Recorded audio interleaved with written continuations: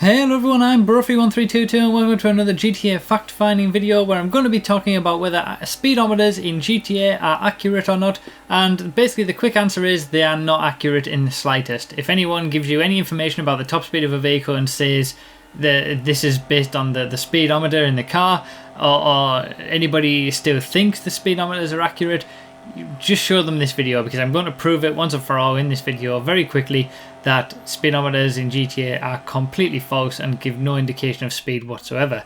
So here's first example with the FMJ and the Banshee 900R. Now, as part of the top speed testing that I do, we found that the top speed of the FMJ is 125 miles per hour and of the Banshee 900R is 130.5. And as you can see, you know, the Banshee 900R hits these checkpoints a lot quicker than the FMJ. They both exited the tunnel at the exact same time, and that will be the same in all of these comparisons, but the Banshee 900R is clearly quicker.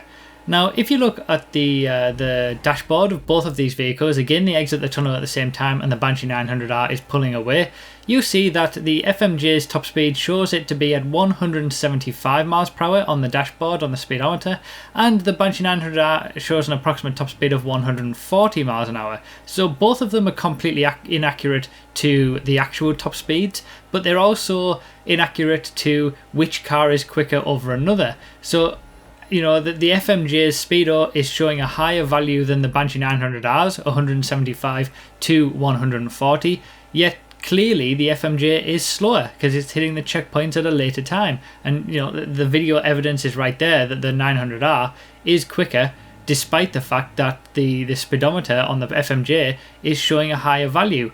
So not only are they inaccurate in terms of the speed that they're showing, they're also inaccurate in terms of showing which vehicle is quicker than the other. And for the avoidance of any doubt, we've got both of the vehicles here. The FMJ clearly going at 175. Again, it's a bit more difficult to see the 900R's top speed, but it is on one of the dials there. But clearly, even though the FMJ is going at 175 miles per hour according to the speedo, the 900R is still outpacing it and driving away from it. So that's the first example, and really that would be enough to basically say, you know, it doesn't work for these two cars.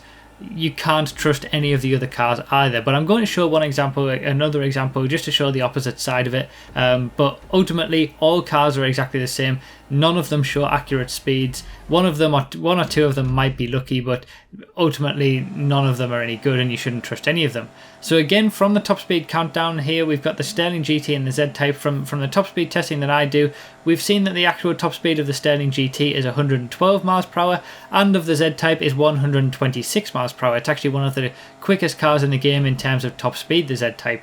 So, you know, you can see this difference clearly in the video evidence. The Z-Type absolutely demolishes the Sterling GT in a straight line. Sterling GT is the one that you want to have in a racing situation because of its traction, but that's a story for another time.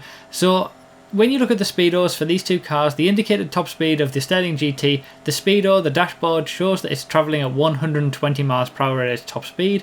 The Z-Type shows that it's travelling at 90 miles per hour. And you obviously, I'll do the close-up on the dashboard again so you can see the speedos a bit more clearly. But you know, this is an even more obvious one, that the Z-Type is much quicker than the Sterling GT, which you're seeing the evidence for it on the screen, yet the speedo is showing that the Z-Type is 30 miles per hour slower. So they're totally false, they totally don't work whatsoever. You shouldn't trust them in the slightest. If anyone still thinks that speedos actually have any indication as to the speed you're going, you shouldn't be believing that, because they're completely false. And it's the same with trusting the in-game websites. You shouldn't be trusting those in terms of the stats of the cars. This is why I do the testing that I do, because when I do my testing, I do it mathematically. I do it by, you know, working out the distance between two checkpoints and the amount of time it takes cars to get across that distance and work out the speeds properly. All my top speed testing is done from a mathematical accurate standpoint like that, taking averages and all that kind of stuff. And if you ever want more information about how I actually do the top speed testing, you can just check the description of those top speed testing videos. It explains it in great detail, and it's a hell of a lot more accurate than anything that you're going to see in game. So you know, I've covered it before in previous episodes that the in-game websites are completely false, they're completely bogus, but also the speedos are as well. And really, the only way to accurately determine top speed is to actually do the testing, which is what I've done. So you can feel free to just use my videos as reference. But yeah, if anybody in the future gives you says that the Z-Type has a top speed of 90 miles an hour, because that's what it says on the Speedo, then feel free to show them this video. And obviously that goes for all cars as well, because pretty much you can't trust any Speedo on any vehicle if these are so wrong as well. So that's pretty much it for this video. I hope you enjoyed. Let me know your thoughts down below. Was this helpful to you? Leave a like if it was. Thank you so much for watching. I really, really do appreciate it. And I'll see you next time.